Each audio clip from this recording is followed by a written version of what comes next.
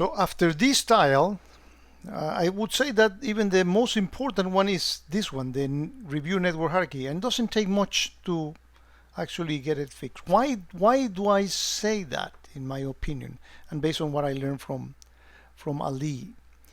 If we look into the rule in here in the use case manager for local to remote, we see several rules that requires this understanding of what's local and what's remote for it to work, and that is what you do on the network hierarchy. One of the main things you do on the network hierarchy. Same thing if you look for remote to local, local to local. A bunch of rules won't work for you, will misfire and give you false positive, or will not fire when you need them to for false negative if you don't have the network hierarchy defined right. So let's actually go in there and see. So here is the introduction, some videos. Actually, I think that these are mine. And when you go here, you're going to find this area. If you are going to get something done, start here, DMZ. You need to make sure if you have your system in here not updated, means you haven't done anything in here. This is the most important one. These other ones are useful, but the ones that most rules depend on are DMZ. But first of all, what you put in here, whatever definition you put in here is considered local. Whatever IP address that is not here is remote. As simple as that. So again, everything here is local. So kind of things that you have in here. Let's actually click on any one of these definitions, and you don't review them or modify them here. You actually click on this link, and that takes you in the QRadar admin into the network hierarchy piece. So do at the very least the DMZ definition. And what do you put on the DMZ? Well, you put things like your mail server, your proxy servers, your reverse proxy if you have any, external firewalls, web servers that are external, anything that faces out of the internet, you need to put it there. And they're going to be, you're going to see a lot of rules. We're going to investigate these. We're going to find that there are several rules that require this to work well. Not only the local to remote, remote to local, which you need to define anywhere here, but also specific. There are some specific for the DMZ. These are the non-routable addresses that you need to have defined in your environment. And these are by default the .10, 172, 192, etc. So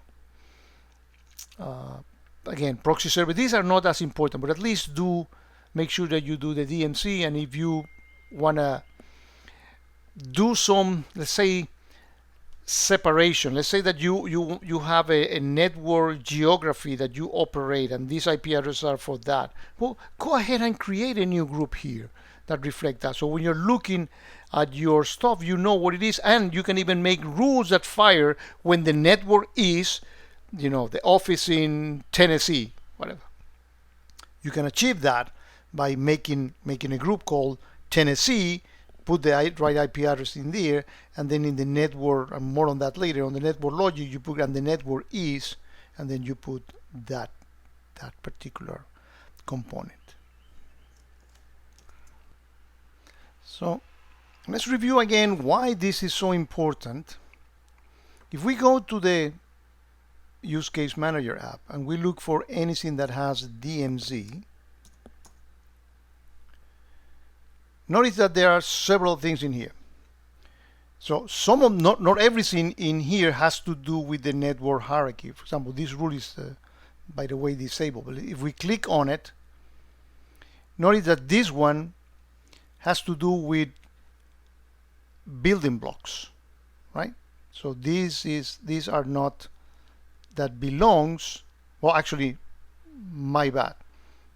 Absolutely my bad. These are building blocks, but in here is clearly saying, and the local network is DMZ. Let's actually go ahead and edit it into the rule editor.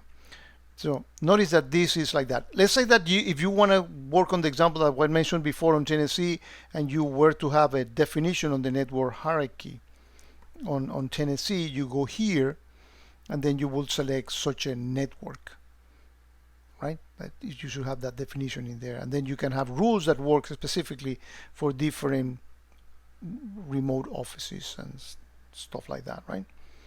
But other things, let's go back to everything that has to do with DMC.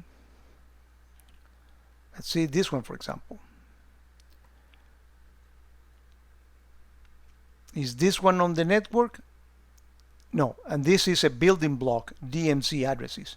And more on that when we touch on the tile for building blocks, in which in the building block you should have put your IP addresses also in this building block, because some rules use that definition from building blocks, and you just saw an example that uses by network definition. I hope that the difference between the two is clear now.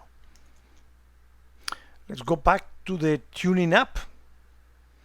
So after you have checked your network hierarchy and you had made the definition that we were discussing before, there's one thing that the app does and say, well, show me if there is any remote to remote traffic, which means I shouldn't have any except for this big exception. This is the local host. This is all the traffic going to the QRadar box. So if you see 127.0.0.1 localhost for the QRadar box, that's fine. You can ignore this. But there might be others that you may want to see. For example, this address 000. Where is that? What is that defined? And any other you should check in here, because it might be a reflection. If you see a lot of things here that are not like that, means that you have not done a good job on specifying all those IP addresses as being local, and that's why I see them as remote. In this particular case, remote to remote. Again, ignore 127.0.0.1, the QRadar local host, but explore all the others. And this last section is one that invites you to analyze all the different rules that have to do with the network hierarchy, and the tool nicely puts them here for you so you can actually investigate them and make sure that you got them right.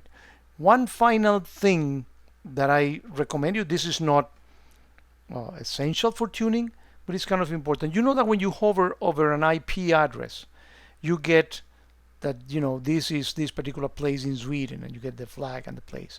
Well, for your local addresses, you can also have then that when you click on it, you get the latitude, and I put my system like if it would be between the frontier between China and Russia, just for the, I selected two latitude and longitude for it and made it that way. Well, so if you also want to have your local addresses being geographically placed, and you may have, again, Tennessee might be one, this, it doesn't take much to go into Google Maps and find the coordinates for a city and put it there, so when you hover over one of these IPs, your local IPs, you will know where those are.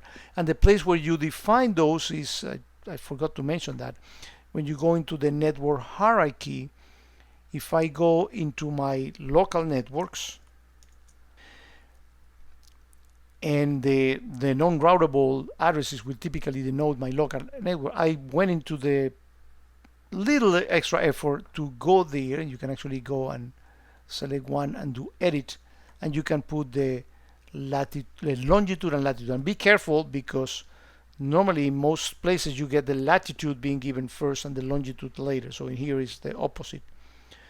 So make sure you put them right, and you will need to deploy changes after you do that, but in this you get the extra benefit of getting those graphs. And that is particularly useful when you, which I strongly recommend you to use applications like the Pulse app, and in the box folder that is in the video description of my videos, there are many of these nice dashboards for you to download.